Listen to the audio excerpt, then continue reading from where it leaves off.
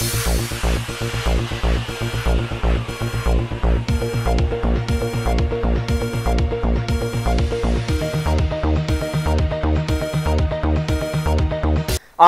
Today ने हालिया दिनों में अपने तमाम चाहने वालों को खबर दी थी कि शहर हैदराबाद की आवाम की देरीना ख्वाहिश मेट्रो रेल का आज इफ्तिताह किया जाने वाला है।